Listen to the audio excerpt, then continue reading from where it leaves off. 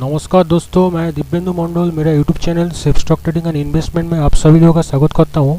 मैंने अभी stock market update लेके मैंने आप लोगों को सामने आया हूं। स्टॉक मार्केट में बहुत सारा इम्पोर्टेंट न्यूज़ एंड अपडेट्स के लिए तो मोस्ट इम्पोर्टेंट जो टॉपिक है कि हाल जो है मतलब हिंदुस्तान यूनिलीवर लिमिटेड ये हाल वार्न्स ऑफ रिसेशन, मतलब हाल सावधान कर रहा है कि रिसेशन आएगा और रॉ मटेरियल फ्रॉम चाइना से जो रॉ मटेरियल आता है वो भी स्टॉप हो सकता है।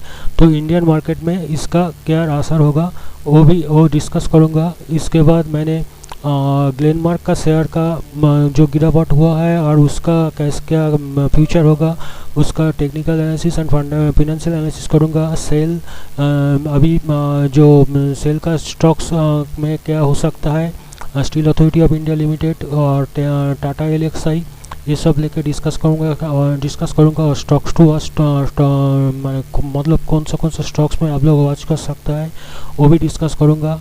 और जो डिस्कस करूँगा ये टॉपिक्स आप लोग को सामने रखता हूँ, वो आप लोग देख सकता है। और भी बहुत सारा स्टॉक मार्केट अपडेट लेके आप लोग को दिखाऊंगा। तो वीडियो आप लोग अंत तक जरूर देखिए और इसको सब्सक्राइब करके रखिए ताकि इसका नोटिफिकेशन ये सब नोटिफिकेशन आप लोग। और मैंने लाइव मार्केट में दिखाता हूँ कैसे प्रॉफिट किया जा सकता है मेरा Excel buy sell Excel sheet से और स्ट्रैटेजी से, वो भी आप लोगों को देखने के लिए मिलेगा। तो ये देखिए Vodafone idea post record loss of इतना 7387 करोड़ इन फाइनेंशियल ईयर 2020। तो क्या होगा फ्यूचर। और Carlyle group to acquire 25% stake in Airtel data centre, ये सब भी डिस्कस करूँगा। ये सब आप लोग देख सकता है, ठीक है। तो मैंने इसका लिंक भी आप लोग को दे दूंगा। ये सब जो लिंक है वो भी आप लोग को दे दूंगा और ये सब भी आप लोग को दूंगा, ठीक है। तो ये वीडियो आप लोग अंत तक जरूर देखिए और इसको सब्सक्राइब करके रखिए। स्टॉक मार्केट में सीखना चाहता है और अपडेट रहना चाहता है तो मेरा चैनल को जरूर सब्सक्राइब करके रखिए।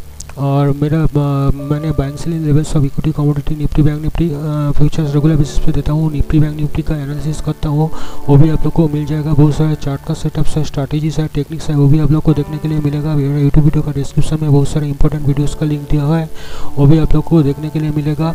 और वो भी आप लोग को देखने के लिए मिलेगा। और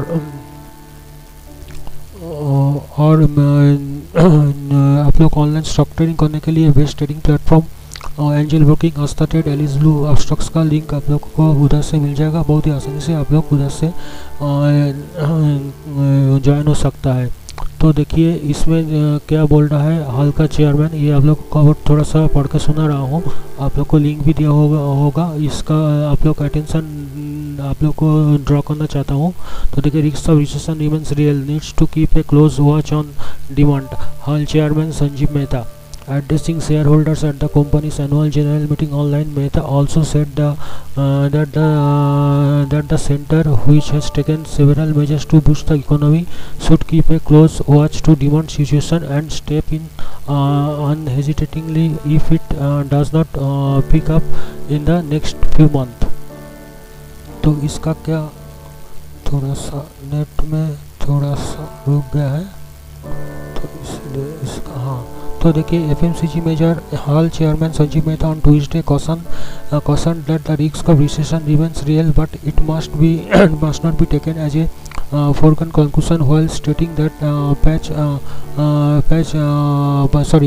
that the path back to growth will depend on a range of drivers, including the trajectory of coronavirus, effectiveness of containment efforts and economic steps taken by the government, among others.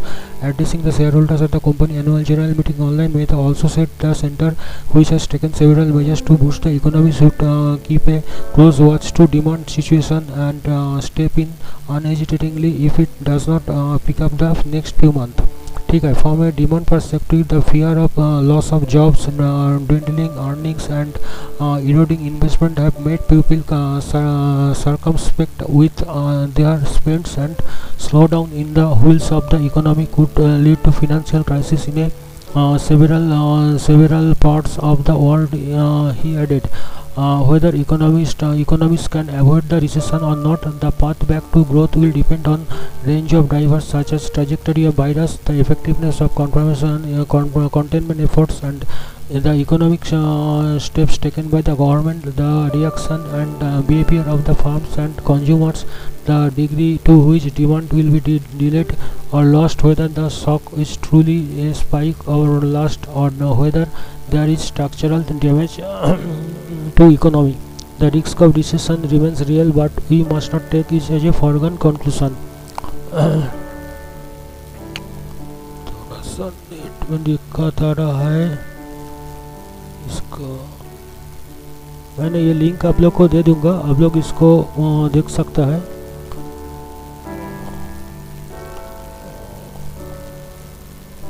थोड़ा सा ये popup आ जाता है तो इसमें थोड़ा सा link में प्रॉब्लम आता है।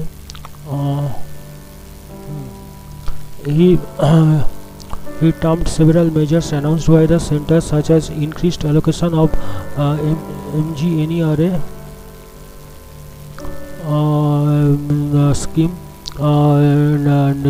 direct transfer of cash, and increasing the minimum support price and collateral free loan to MSME, among others, as necessary steps, and they will have a trickle down effect on demand. However, Mehta said the debate remains whether these are sufficient to kickstart a virtuous spiral of growth, or would it require a substantive demand side stimulus. Given the limited fiscal space, he said, it is not easy for the government to have a large demand stimulus, and it must be concerning the government that if they go down this route, a large part of the stimulus could end up as savings rather than being spent to generate demand. Having said that, the government should keep the close watch on the demand situation and step in unhesitatingly if it does not pick up in next few months. Commenting on the operation of the company during the pandemic, Mehta said extreme speed and agility were paramount or to overcome the operational challenge during the hard lockdown. It has shortened the entire planning execution cycle to daily horizon. Hundreds of instance critical material supply disruption had to handle the speed collaborating dozens of new suppliers, and Hull's tracking capacity has restored at twice rate of national tracking recovery, eliminating key logistic bottleneck, he added. तो ये बहुत ही बड़ा खबर है, तो ये आप लोग देख सकता है। मैंने पूरा पढ़ के सुनाता हूँ, तो मतलब मैंने पूरा पढ़ के नहीं सुना सकता, तो आप लोग को मैंने लिंक भी दे दूँगा। तो इधर और क्या बोल रहा है देखिए, we need a digital backbone, maybe digitally every village and trainer, मतलब डिजिटली अपडेट होने के लिए बोल रहा है। और rich programme post successful pilot the scaling automated robotics, ये सब जो मतलब टेक्निकल डिमांड जो है, और कोविड-19 वायरस के भी ये बोल रहा है। तो इधर मतलब जो डिमांड जनरेट करना है इसीलिए, और तो इस ये चीज़ आप लोग देख सकता है। तो मैंने अभी थोड़ा सा ग्लेनमार्क का चार्ट पहले एनालिसिस करूँगा। ग्लेनमार्क का देखिए डिमांड, तो ऐसे जो डिमांड बढ़ा था मार्च 26 से, ऐसे बहुत ज़्यादा फिनेंशियली स्ट्रॉन्ग कंपनी नहीं है, लेकिन ये कोविड-19 वायरस से ये फार्मा सेक्टर का जो अचानक से ये उछाल आया था, तो लेकिन ये जो इसका अभी गिरावट देखने के लिए मिला है, और इसका थोड़ा सा सेल साइड में देखने के लिए मिला है। तो इसका मैंने चार्ट एनालिसिस करूँगा। ये कोविड-19 वायरस देखिए जो स्प्रेड तो ज़रूर कर रहा है, लेकिन ऐसा नहीं है कि कुछ कोई कंपनी इसके ऊपर डिपेंड करके ये रातों रात ये मतलब इसका बिजनेस डेवलपमेंट हो जाएगा और शेयर बहुत स्ट्रांग हो जाएगा। फिनेंशियली सॉरी शेयर मार्केट को स्ट्रांग होने के लिए इसका टेक्निकली एंड इसका फिनेंशियली एंड फंडामेंटली स्ट्रांग होना चाहिए, तभी जाके कुछ स्टॉक्स का मतलब कुछ बनता है, मतलब इसका स्ट्रेंथ आता है। तो इसीलिए इसका टेक्निकल और फिनेंशियल एनालिसिस मान लो इसका ज़रूरी होता है। तो इसका देखिए तेरी चार्ट नहीं आ रहा है इसका, थोड़ा सा नेट में प्रॉब्लम हो रहा है। हाँ, तो इस इधर देखिए मैंने इसका चार्ट मैंने ओपन किया। पहले डेली चार्ट को दिखाता हूँ।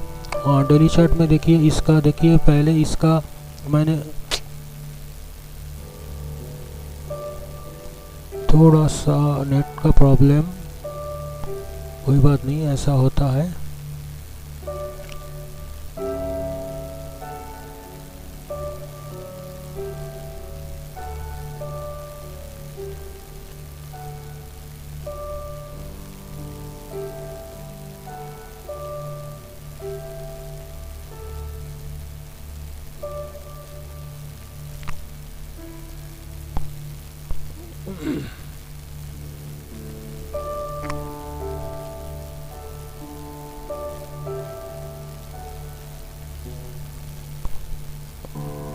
ये वीडियो आप लोग अंत तक जरूर देखिए, क्योंकि इसमें बहुत सारा चीज़ मैंने इंपॉर्टेंट चीज़ आप लोगों को सामने रखूँगा। तो देखिए इसमें मैंने थोड़ा सा चार्ट को छोटा करके दिखाता हूँ। डेली चार्ट इधर से देखिए, इधर से इसका जो से मार्च से इसका जो इतना गिरावट हुआ था, उसके बाद मार्च से ये कितना उछल कर गया है, लेकिन अभी फिर से ये डिक्लाइन हो रहा है। ठीक है, तो इधर देखिए इतना इसका जो सपोर्ट रेजिस्टेंस है इसका मैंने डिस्कस करूँगा। इसका जो सपोर्ट रेजिस्टेंस है ये तो अभी तो देख रहा है, अभी ये डाउन साइड में आ गया है, ये इसका डाउन साइड में आ गया है। तो इसका सपोर्ट रेजिस्टेंस को मैंने पहले दिखाऊंगा, इसका क्या हो सकता है। इसका देखिए, इसका जो नेक्स्ट जो सपोर्ट लेवल बनेगा ये 427 के आसपास, 425 427 के आसपास इसका सपोर्ट बनेगा। ठीक है, इसका तो 430-35 का आसपास है अभी इसका स्टॉक प्राइस चल रहा है। इसका जो रेजिस्टेंस है तो डेली चार्ट में ये तो अप ट्रेंड दिखा रहा है, लेकिन इसका डाउन ट्रेंड इसका चालू हो गया है। तो ये अभी डाउन जाने वाला है। तो आप लोग को धीरज रख के मतलब सेल करने का इरादा रखना है, और डीप में जब जितना डीप में आप लोग को बाई करना चाहता है शॉर्ट टर्म के लिए। तो इधर देखिए 444 के ऊपर एक रेजिस्टेंस है, और इधर 455 और इधर 460 का 460 के ऊपर थोड़ा सा इसका मोमेंटम आ सकता है। इसके बाद ये 474 का लेवल, 472 का लेवल, इसके बाद ये 482 का लेवल आ सकता है। उसके बाद फिर तो और भी ऊपर जा सकता है। ये जो हाई मारा था इसका तो इसका ये जो गया था तो इसका जा सकता है इसका, और जो नीचे का लेवल तो और भी आप लोग को नीचे का देख सकता है। इधर 410 का लेवल्स, इसके बाद इसका 324 का लेवल्स, ये सब लेवल्स इसका मैंने आ सकता है। आप लोग को वीकली और मंथली चार्ट भी दिखाता हूँ। वीकली जो चार्ट है, वीकली चार्ट में भी आप लोग देख सकता है। वीकली चार्ट थोड़ा सा अप ट्रेंड में दिखा रहा है, इधर मूविंग एवरेज अप ट्रेंड में दिखा रहा है, लेकिन डिग्रेशन का जो चैनल है इसका नीचे दिखा रहा है। इधर भी आप लोग इसका देख सकता है। ये जो मतलब एक सो आप लोग कह सकता है कि ये बियरिश एनगल्फिंग एक कैंडलस्टिक बना दिया है, तो इसका भी नीचे जाने का प्रोबेबिलिटी बन रहा है। और मंथली चार्ट में देखेंगे तो इसका देखिए इधर जो ये कितना शार्पली उठा था, ये कितना शार्पली इसका लास्ट 3 महीना में उठा था। इसका जो अप्रैल में और जून में अप्रैल में और जो जून में देखेंगे, ये जो जुलाई का शुरुआत में देखिए इसका फिर से ये बुलिश कैंडल बना दिया, और आप लोग ये देख सकता है क्लियरली एक डाउनवर्ड ट्रेंड इसका बना हुआ है। इसका सपोर्ट रेजिस्टेंस भी आप लोग इधर से देख सकता है, ये कितना सपोर्ट रेजिस्टेंस ये ले सकता है। तो ये स्टॉक्स का भी आप लोग को ध्यान रखना चाहिए। और जो स्टॉक्स मैंने डिस्कस करूँगा वो है सेल का, कंपनी सेल का में इसमें कुछ मतलब प्रोस्पेक्ट बना है सेल का स्टॉक्स में, steel authority of India limited, क्योंकि इसमें जो इंडिया चाइना जो टेंशन चल रहा है और गवर्नमेंट मतलब सेल्फ डिपेंडेंट होना चाह रहा है, तो इसमें इसका अंदर और मेटल का सेक्टर में और भी तेज़ी आ रहा है। और इसका 3 जुलाई में रिजल्ट भी आने वाला है। टाटा स्टील का बहुत अच्छा रिजल्ट आया है, तो ये भी एक बहुत ही अच्छा सिचुएशन बन सकता है सेल का स्टॉक्स में। ये अभी 30 के आसपास चल रहा है, 27-28 का इस आसपास इसका रेजिस्टेंस सपोर्ट बन सकता है। और जो ये 38 का आसपास इसका आप लोग टारगेट भी बना सकता है। और फिनेंशियली इसका कुछ ख़राब कम भी नहीं है। और कोल इंडिया में मैंने ऑलरेडी मेरा पिछले वाला वीडियोस में डिस्कस किया है, कोल इंडिया PSU सेक्टर में 16,000 करोड़ का मतलब इन्वेस्ट किया है। तो इसका एक अभी भी ये मतलब ऊपर का ट्रेंड नहीं गया है, लेकिन थोड़ा सा करके ये ऊपर जाने का कोशिश कर रहा है। इसका जो डेली का ट्रेंड दिख रहा है आप लोग को, ये देखिए, ये जो रिग्रेशन चार्ट का ये जो लाइन ये ऊपर का जाके क्रॉस किया है। तो इसका जो रेजिस्टेंस पहले बनेगा ये 30.65, इसका रेजिस्टेंस जो है इसका जो क्रॉस करेगा तो ये 31, 32 के पास जा सकता है। इसके बाद ये 32 के ऊपर जाएगा तो ये 33 का बन सकता है। और ये जो 33 है और जो ये लास्ट हाई बना था 38 तक, इसका 34 का जब ये जो लेवल जब क्रॉस कर जाएगा इसका लेवल, और मतलब देखिए जब निफ्टी में जब ऊपर जाएगा तेज़ी होगा या मंदी होगा तो इसका तो उतर चढ़ा होगा, लेकिन आप लोग डीप में जब इसको बाई कर सकता है। ये इसमें अभी कुछ प्रोस्पेक्ट दिख रहा है टाटा में, सॉरी सेल का स्टॉक्स में। इसका मैंने फिनेंशियल भी आप लोग को दिखाता हूँ, फिनेंशियल एनालिसिस क्यों इसको मैंने लेके डिस्कस करता हूँ।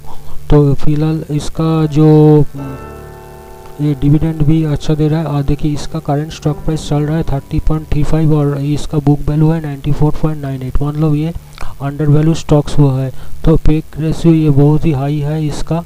तो ये थोड़ा सा आप लोग देख सकता है, ये इधर थोड़ा सा लगता है कि ओवर वैल्यूड है, लेकिन इसका जो बुक वैल्यू है देखिए करंट प्राइस से ये मतलब 3 गुना ज़्यादा है, बुक वैल्यू इसका 3 गुना ज़्यादा है। तो ये भी एक सिचुएशन बन सकता है। डिविडेंड यील्ड, इसका डिविडेंड भी ये खराब नहीं देता है। सेल्स ग्रोथ इधर लास्ट 3 ईयर्स से 19.96% हुआ है। इंटरेस्ट कवरेज रेशियो भी इसका अच्छा रहता है। और डेट टू इक्विटी रेशियो थोड़ा सा ज़्यादा हो गया है, थोड़ा सा डेट इसका रह गया है, इसका नीचे जाने का चांसेस ज़्यादा रहता है। और प्रोमोटर्स होल्डिंग 75% है। धीरे धीरे ये और भी नीचे आएगा। करेंट रेशियो भी थोड़ा सा इम्प्रूव होना चाहिए और क्विक रेशियो भी थोड़ा सा इम्प्रूव होना चाहिए। तो इसका आप लोग ये देखता है stock trading at 0.32 times it's book value, जो इसका मतलब स्ट्रेंथ है। तो यही इसका सबसे बड़ा इंटरेस्ट है। और जो इसका मतलब वीकनेस है तो ये है company has low interest coverage ratio. मैंने जो बोला है इंटरेस्ट कवरेज रेशियो थोड़ा सा ठीक करना चाहिए। और company has low return on equity, जो ये है कंटिंजेंट लायबिलिटीज़, इतना थोड़ा सा डेट इक्विटी रेशियो को थोड़ा सा ठीक होना पड़ेगा। तो ये आने वाला दिन में कुछ गवर्नमेंट भी इसका कुछ स्टेक छोड़ देगा, तो ये भी इसका एक अच्छा रीजन बन सकता है इसका। और जो लास्ट दिसंबर में इसका ये जो रिजल्ट दिख रहा है ये थोड़ा सा लॉस में चल रहा था, ये लॉस में दिखा रहा है। और प्रॉफिट एंड लॉस का जो बात करेंगे तो इसका इधर से प्रॉफिट दिखा रहा है मार्च 2019 का।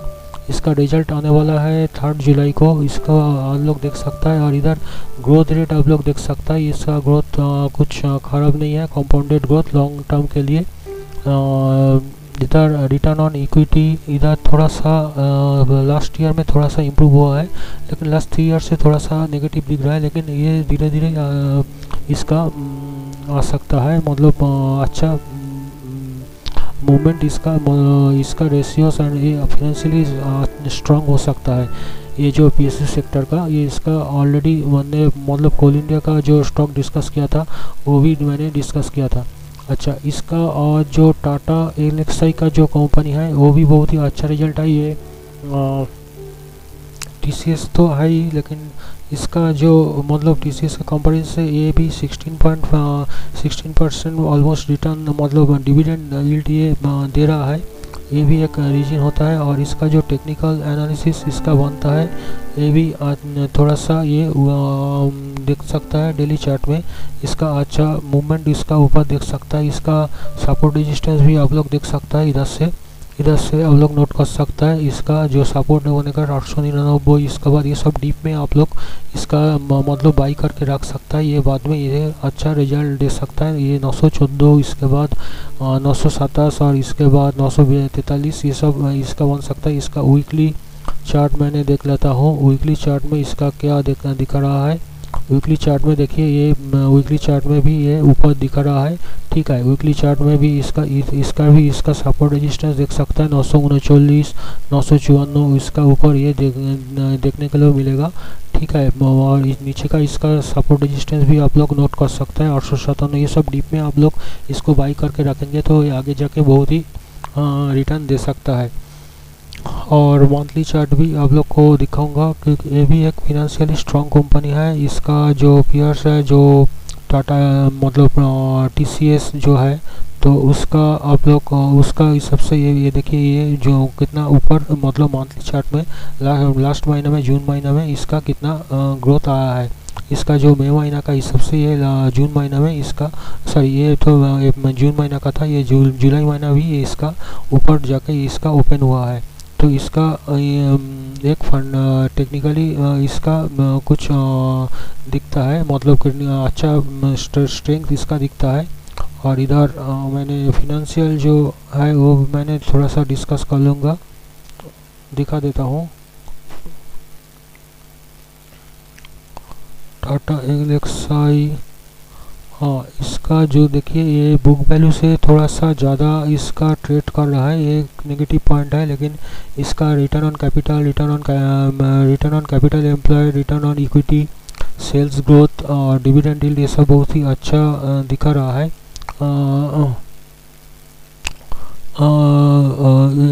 अच्छा दिखा रहा है, ठीक है।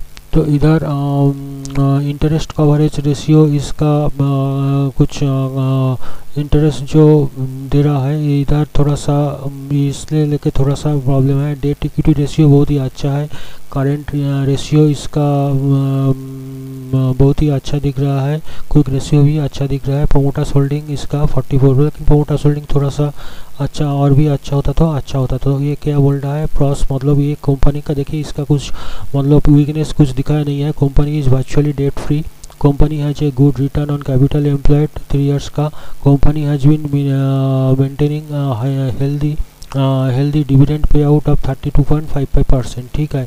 तो इसका आप लोग पीयर्स कंपोजिशन से आप लोग देख सकता है इधर ये इसका कुछ मतलब ये आउट परफॉर्म किया है टीसीएस का, ये अर्लीस्ट आप लोग को मतलब 10% के ऊपर जाइए आउट परफॉर्म किया है, ठीक है।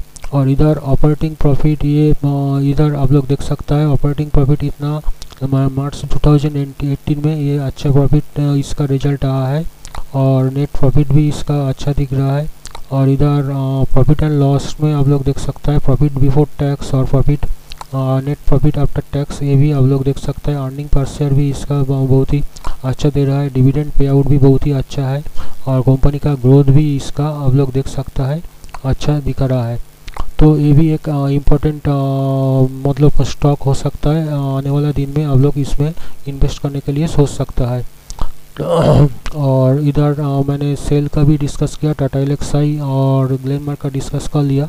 और जो टॉपिक्स है तो उसमें मैंने आप लोग को लिंक दे दूंगा, आप लोग को मिल जाएगा इधर से। वोडाफोन आइडिया पोस्ट इतना करोड़ लॉस, इसका क्या होगा फ्यूचर, तो इसका भी आप लोग इधर मनी कंट्रोल से देख सकते हैं। इधर मैंने थोड़ा सा आप लोगों को दिखा देता हूँ, इसका लिंक भी आप लोगों को मिल जाएगा। इधर थोड़ा सा आप लोग को जस्ट ओवरव्यू दे देता हूँ, आप लोग को लिंक भी दे दूंगा, इसका आप लोग को मिल जाएगा। बहुत ये सब अपडेट्स आप लोग को बहुत ही इम्पोर्टेंट होगा। क्या होगा इसका, क्या होगा,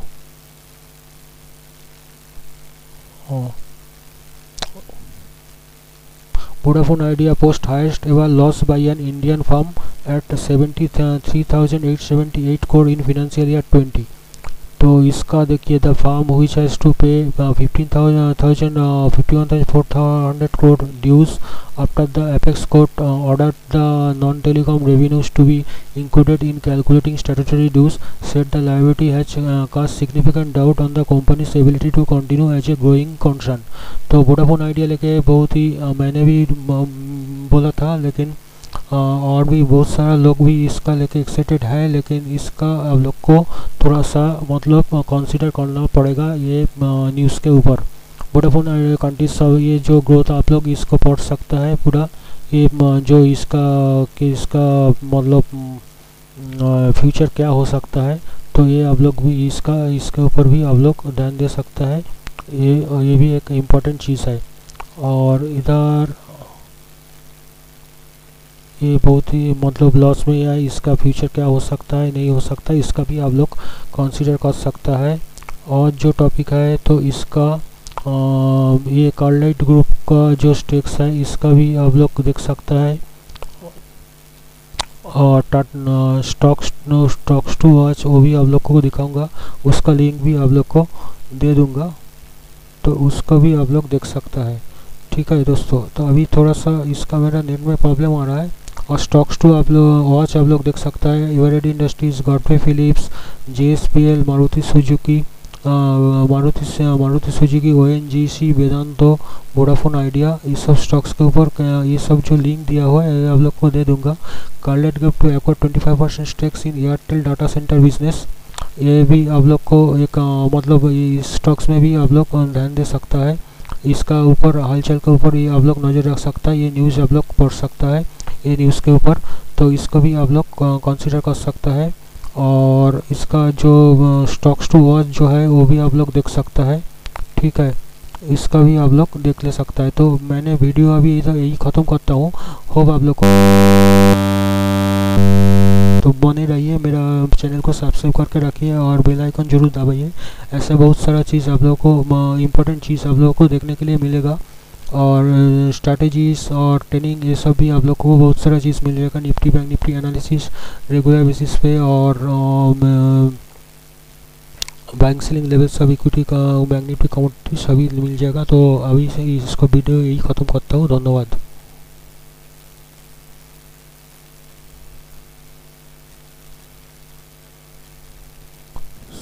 नेट जोड़ी जाए।